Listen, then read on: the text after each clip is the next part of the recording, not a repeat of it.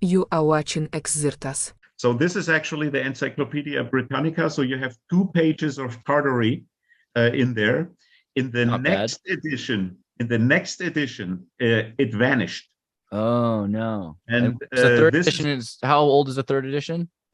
the third edition is from 1771. Okay. And my theory that the last time I was here is that Napoleon actually went probably with the Russians against Tartary.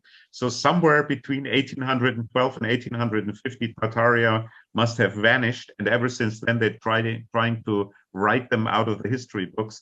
And the Brits actually started that in 1771 because the next edition is somewhere in the 1780s and you don't find it anymore. Hmm. And we have the German one, Meyers Konversationslexikon, and here you actually see it. Tartaren, the first R is missing, and it actually says in here, it talks about a big country, Genghis Khan is in there. It very much resembles the one great video that you actually did about China and Marco Polo's trip and all that kind of stuff that we're just translating right now for the German market. That is something we're going to show at the end of this because it's exciting. But yeah, keep going. Oh, absolutely. So, and here we actually find this association with bad things. There's actually also a German word, a Tataren-Nachricht. So that would be a Tartaria message, and that is supposedly a message that is not true. That is actually invented to mess somebody up. We Oh call my that gosh. What's interesting is Tataren I even very recently heard exactly this term on like a popular Austrian political commentary discussion. And one more like conservative right-wing guy was using this to denote just this meaning. And I was like, why in the hell is he saying what an Tartary? Yeah, like what is term. this? Yeah. But this exists and it's still in the language, yeah. Well, Man. it's something else. So if you ever heard about it, don't believe it. Go. That's literally. So what's weird about that is the first time I ever heard of Tartaria. Kind of. I mean, I heard about like Tartars and things, but in school they had beware if you hear about the Tartarian vegetable sheep or the vegetable lamb of Tartary. Beware. Because that was a myth that was confused about, some explorer didn't know he was looking at a cotton bush or something. But Tartaria is totally made up. Go back to sleep. I was like, wait, why would you tell us? We're like, what are we studying this matters about? The only information they gave us about Tartary is that it's a lie. Like, Isn't that something? Why would you bring it up to tell us it's a lie? It's just it is the example of what a lie is. I mean, that's weird. When did you learn about this, Andreas? Because I think I was never in contact with the concept of Tartary, except maybe for as some kind of Russian part or whatever. This is How old were you? I was like 21, 22. This is Berkeley, California Institute of Integrated Studies, which is like a very advanced mystical school that's into philosophy and all kinds of things. And they did pretty well. Like they would get like a German nun to talk about Teilhard Chardin's metaphysics or something like that and come to the school. They did a lot of good stuff. But this was the weirdest one. And it made me think, okay, well, Tartary must matter more because obviously there was a cotton bush is the moral of that story, right? Even if you thought a vegetable sheep was more mystical than a cotton bush is pretty impressive. And if you study it more, you'll understand more. So at very least, there's something to Tartary you have to study. The exact opposite response, I think, than they wanted. That is wild, isn't it? Yeah.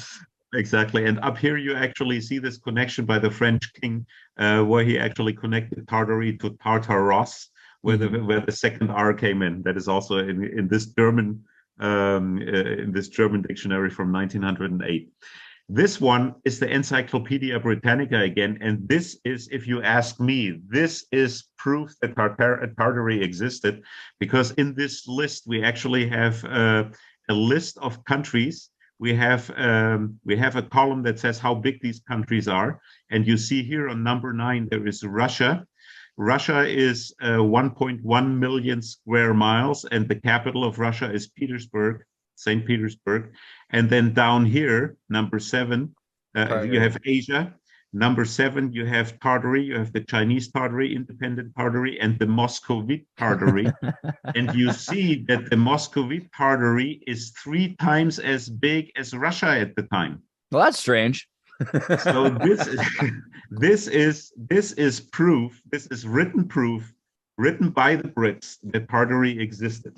And they this can also- tell I'll us whatever say, they and it want. was triple the size of Russia. Andreas, and this also including fits Moscow. what Alexander Dugin said on your interview, if I remember correctly, right? Right, He right, said yeah. that the So Russians were only inheritors. right, and so Moscow, especially Moscow, Moscow is the inheritor because Moscow is the newest city to be in control of this thing, but it was the child or the ascendant, the descendant of the Tartarian Empire, and most of the other places forgot or let go of that connection, which is what the Shanghaiers are trying to bring back, is that idea like, hey, we can have a land power that connects.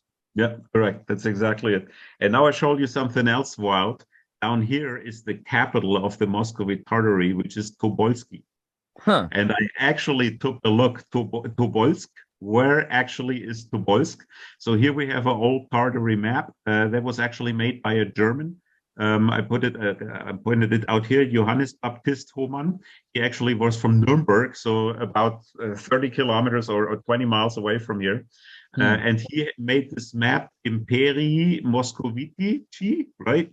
So, and we're looking at this map, we look for Tobolsk, and actually up here it is. Tobolsk still exists. Right. It is today a city of about 1.1 million people. So it is a bigger city in Russia, but it's most certainly not the most important. So we all know Vladivostok, Moscow, St. Petersburg. Nobody's talking about Tobolsk. It was an important oblast, though. It was one of those industrial oblasts and an administration oblast. And Martin, can you go back one slide just for a second? Absolutely. So, and never mind the obvious star fort on the right-hand side, right? Right. Right. Oh, right here. Yeah. He's holding it. Yeah. Good catch. Can I show you guys really quickly in case, and you might already be going into this point, but Tobolsky district, Oblast 22, right? I think I just did Oblast 23 was the short story I just told recently about its neighboring oblast. But if you look at the color schema, the red, green, and blue, also the connection there's supposed to be a yellow often with Tartary. Oh, there it is. There's the yellow. So, and then you've got the fleur-de-lis, which is representing the bees, but also that shield is very strange. It's like a sun wheel. But this is the flag and the shield crest of Tobolsky. Okay. Wow. Super. And they still keep it. Yeah. So Tobolsky, and I actually wanted to take a peek. How does Tobolsk look today? So I just went to my iPhone. You see that here, and I put Tobolsk in. And when I look at the landscape, look at this here. So here is the so-called, here we have lakes that are close like Minnesota, perfectly round. Exactly. And if you ask my opinion, so they try to tell us this is the so-called karst lake. So that is because they're freezing over and you have permafrost and you don't have permafrost and all this kind of bullshit. But if you ask me, this looks different to me. This looks, and I actually compare that to another event that they sell us as the so-called Tunguska Ereignis. So the Tunguska happening where actually a meteorite hit the center of Siberia in 1907. And this is how Siberia looked after that. So everything was flattened. All the trees were flat. The only other time I saw that was after Mount St. Helens exploded. Actually, the surroundings of Mount St. Helens actually looked like that too. So this was supposedly the impact crater. But let's look at a couple of those. Look right here. Look at these lakes. Right. Yeah, I mean, it looks like something like a bullet, like shotgun blasts, from correctly. Yeah. Look at those here. Totally round. Wow. And something fell. If you look at those, that to me looks much more like a bomb crater than it looks like a natural lake.